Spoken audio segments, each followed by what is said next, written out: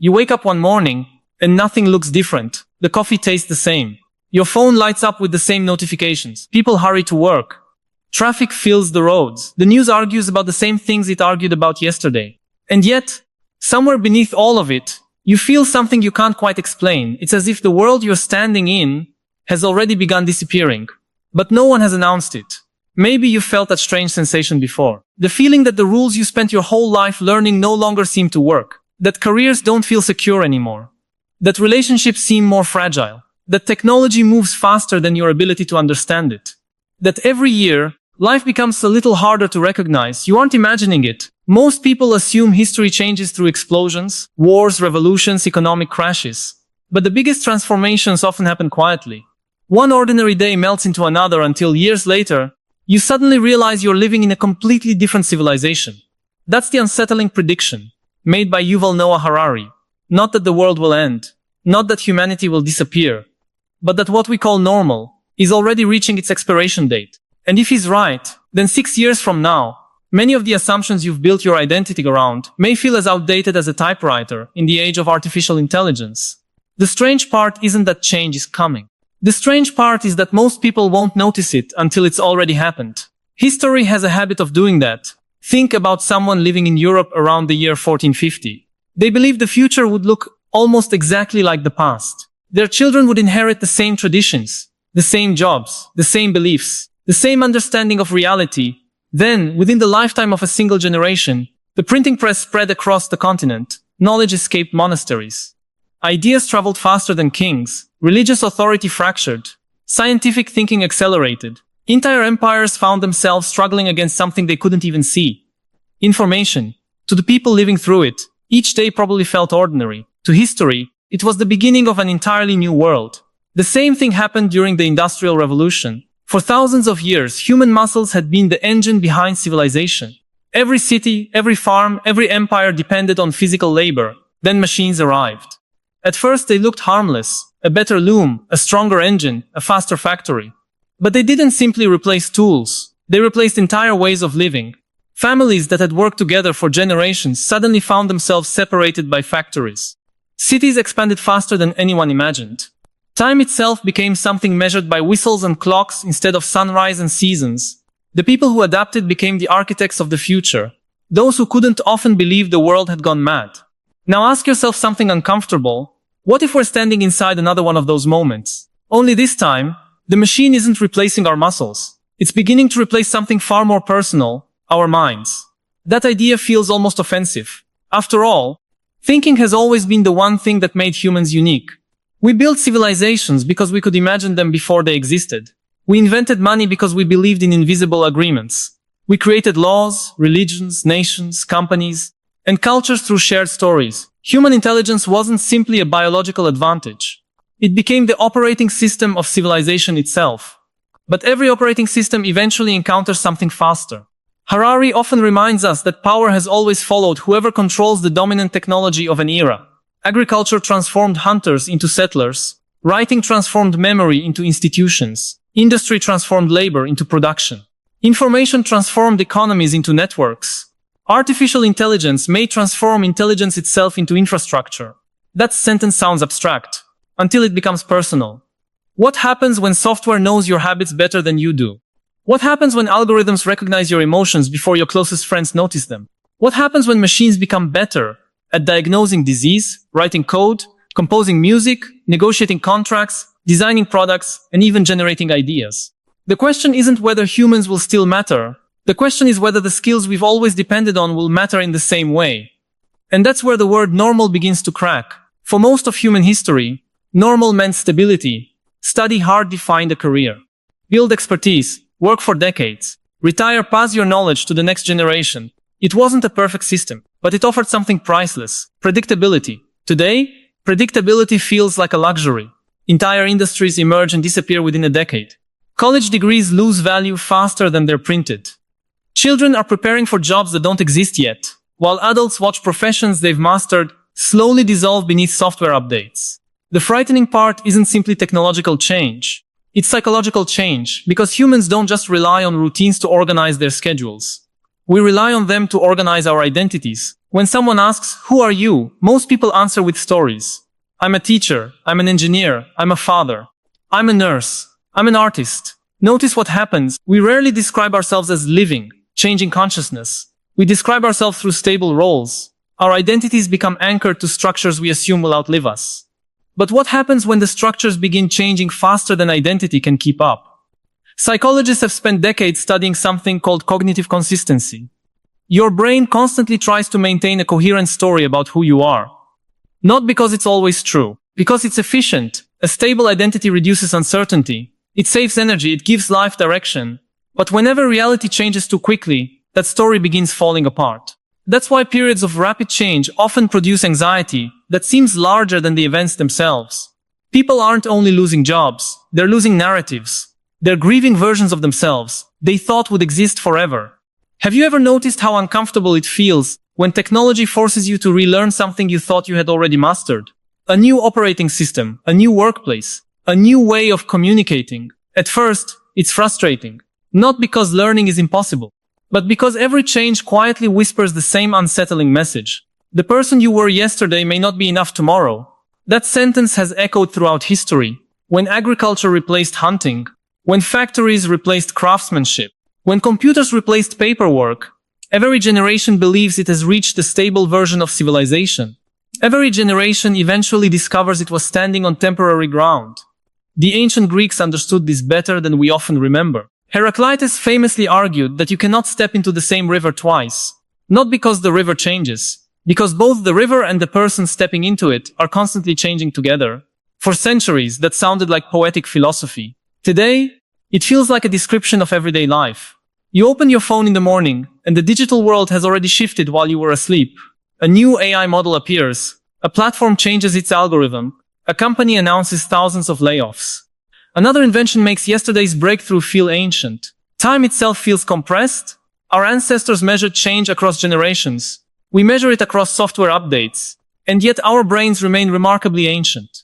Inside your skull lives a nervous system shaped by hundreds of thousands of years of evolution. It evolved to notice rustling bushes, recognize familiar faces, build trust within small tribes, and predict tomorrow based on yesterday.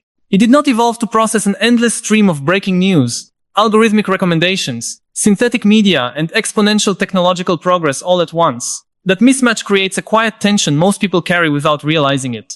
You feel exhausted, not only because you're busy, but because your brain is constantly trying to build a stable map of a landscape that keeps rearranging itself. Maybe that's why so many people describe modern life with the same words.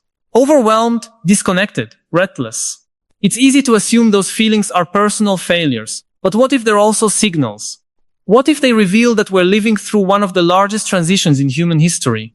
A transition that future generations will study the way we study the Renaissance or the Industrial Revolution. If Harari's prediction is even partly right, then the next 6 years won't simply introduce new technologies. They'll challenge one of humanity's oldest assumptions. That the future will resemble the past closely enough for us to prepare for it. And if that assumption disappears, something even deeper begins to change. Not the world around you, the way you understand yourself within it. That may be the hardest shift of all. For thousands of years, people searched for certainty, the way sailors search for land. We built traditions because they gave us continuity. We built institutions because they promised permanence.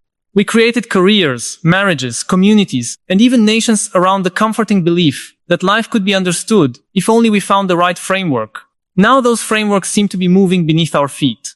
The unsettling truth is that human beings don't fear change nearly as much as they fear uncertainty. You can endure extraordinary hardship if you know where it's leading. History is filled with people who survived wars, migrations, and economic collapse because they believed tomorrow would eventually make sense. Uncertainty is different. It doesn't tell you which direction to walk. It simply removes the map. That's why so many people today describe themselves as feeling stuck, even while living in an age of unprecedented opportunity. They're surrounded by more information than any generation before them, yet they struggle to answer some of life's oldest questions. Who am I? What should I become? What kind of future am I preparing for? These questions aren't new. What's new is that the answers expire faster than ever before. Modern neuroscience offers a fascinating clue as to why this feels so exhausting. Your brain is constantly making predictions. Every second, it compares what it expects with what actually happens.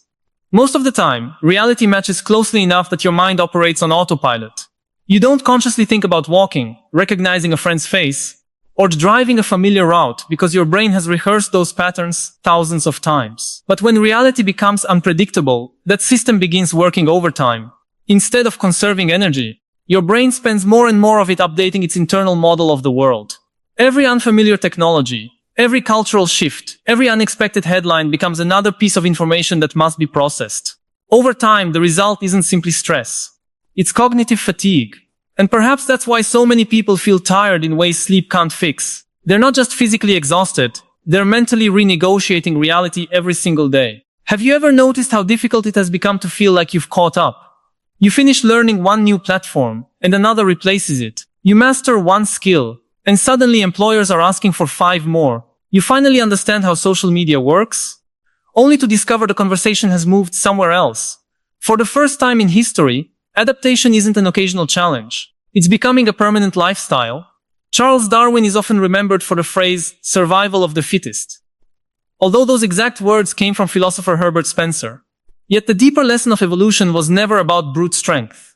Species rarely survive because they're the strongest. They survive because they're the most adaptable. Dinosaurs dominated the earth for millions of years. They seemed invincible. Then the environment changed. The creatures that inherited the future weren't necessarily larger or smarter. They were simply better suited to uncertainty. Human civilization may be entering a similar moment, not biologically, but psychologically. The people who flourish may not be those with the highest IQ or the most prestigious resume. They may be the ones who become comfortable reinventing themselves again and again. That sounds inspiring until you ask a more difficult question. How many times can a person reinvent themselves before they begin wondering who they really are? Carl Jung spent much of his life exploring that mystery. He believed each of us wears a persona, a social mask designed to help us function in the world. It's useful, necessary even. But problems begin when we mistake the mask for the person wearing it. For centuries, society reinforced those masks. Your occupation, your social class, your hometown, your religion. These often remain stable throughout your life. They gave the persona something solid to attach itself to. Now those anchors are loosening. Someone may change careers 5 times before turning 40. Friendships form online and disappear overnight. Communities exist across continents rather than neighborhoods. Even identities have become more fluid, shaped by algorithms that continuously learn what captures our attention. In many ways, technology hasn't simply changed what we do. It's changing how we experience ourselves. Think about how often your phone reflects your preferences back to you. It recommends the music you might like, the videos you might watch, the products you might buy, even the opinions you might agree with. At first, this feels convenient. But over time, something subtle happens. You begin seeing a version of yourself constructed from data. Your digital reflection becomes almost as influential as your inner voice. Harari has warned that data may become one of the defining forces of this century, because whoever understands human behavior at scale gains extraordinary power. In previous eras, governments and corporations influenced what people knew. Now they're increasingly able to predict what people will do. That difference changes everything. If someone understands your habits well enough, they may not need to force your decisions. They only need to gently shape the environment in which those decisions are made. Behavioral psychologists have demonstrated this repeatedly. Tiny changes in how choices are presented can significantly influence what people select, often without them realizing it. The human mind likes to believe it acts independently. In reality, context quietly guides much of our behavior. That's not a flaw, it's simply how our brains evolved. For most of history, those contexts were physical. The people around you, the village you lived in, the customs you inherited. Today, they're increasingly digital. Invisible systems determine what you see first, what captures your attention, what disappears before you ever notice it. The strange thing is that these systems don't have to be malicious to reshape society. They simply have to be effective. When was the last time you chose complete silence over reaching for your phone? Not because you were forced to, because you genuinely wanted to sit alone with your thoughts. It's becoming a surprisingly rare experience. The philosopher Blaise Pascal once suggested that many of humanity's problems arise from our inability to sit quietly in a room alone. Centuries later, that observation feels almost prophetic. Silence has become one of the rarest resources in modern life. Every empty moment is quickly filled. A notification, a headline, a recommendation, another scroll, another distraction. And yet something important happens during silence. It's where your mind begins distinguishing between what the world wants from you and what you actually want for yourself. Without those moments, it's easy to mistake constant stimulation for genuine purpose. This is where another philosophical thread quietly enters the story. The Stoics never believed they could control the world around them. Empires rose and fell, fortunes appeared and vanished, leaders changed, diseases spread, markets collapsed, external reality was always unstable. Their answer wasn't to stop history. It was to stop building identity on things history could easily take away. Marcus Aurelius ruled one of the most powerful empires in history, yet he constantly reminded himself that status, wealth, and public opinion were temporary visitors. The only lasting possession was the quality of one's own mind. That idea feels strangely modern, because if Harari is right, then many external markers of identity will continue shifting at extraordinary speed. Skills will evolve, industries will transform. Technologies will replace technologies before we've finished adapting to the previous generation. The temptation will be to chase stability in places where stability no longer exists. Perhaps the wiser question becomes different. Instead of asking, how do I keep everything the same? What if we asked, what part of me remains valuable no matter how the world changes? Before you answer, consider this. The greatest technological revolutions have never only changed economies. They've changed values. The agricultural age rewarded patience. The industrial age rewarded discipline. The information age rewarded knowledge. So what will the age of artificial intelligence reward? That question doesn't have an obvious answer. And that's exactly why it's worth asking. I'm curious what you think. If you had to choose just one human quality that will become more valuable, not less as AI grows more capable, what would it be? Curiosity, compassion, creativity, wisdom, adaptability, or something entirely different? Share your answer in the comments. There are no perfect answers here, and that's what makes the conversation worth having.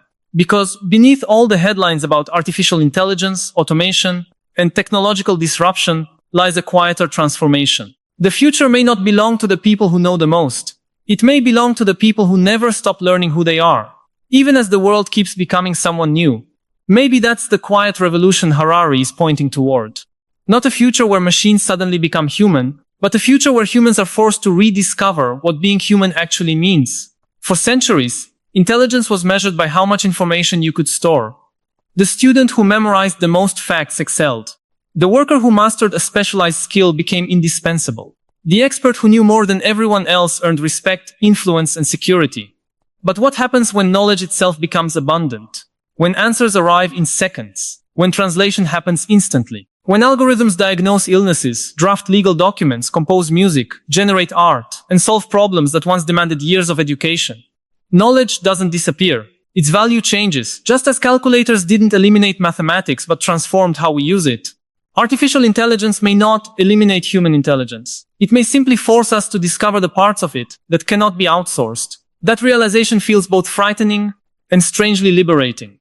Because if your value has never truly been your ability to memorize information, then perhaps you've been measuring yourself by the wrong standard all along.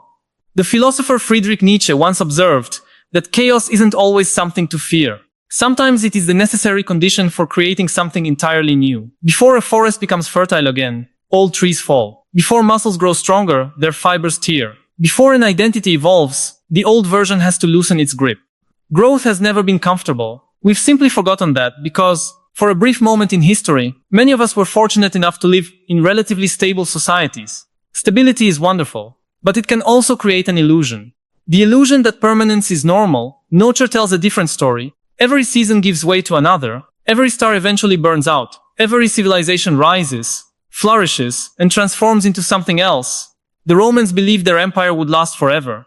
The citizens of ancient Babylon likely believed the same. So did generations living at the height of the British Empire. History has never been a straight line. It has always been a series of endings disguised as ordinary Tuesdays. Perhaps our mistake is believing we're the exception. Have you ever looked back at an old photograph of yourself and barely recognized the person staring back?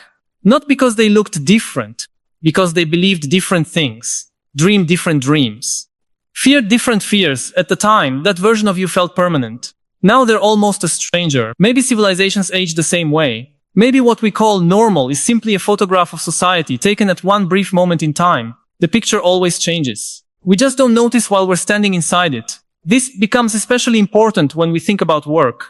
For generations, work wasn't only about earning money. It answered deeper psychological needs. It created identity, routine, purpose, belonging. People didn't just say, I work as a carpenter. They said, I am a carpenter. Notice the difference. One describes an activity, the other describes a self. If AI transforms the nature of work, as many experts believe it will, the greatest challenge may not be economic. It may be existential.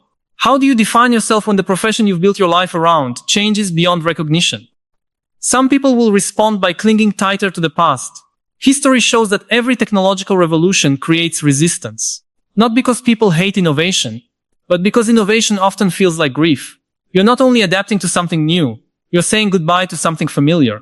And grief has its own timeline. Others will chase every new trend, constantly reinventing themselves until they become exhausted by endless adaptation.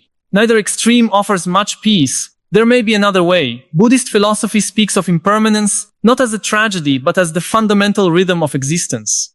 Suffering often begins when we demand that changing things remain unchanged. A flower blooms because it will eventually fade. Music moves us because each note disappears the moment it's played. Life itself becomes precious because it cannot be held forever.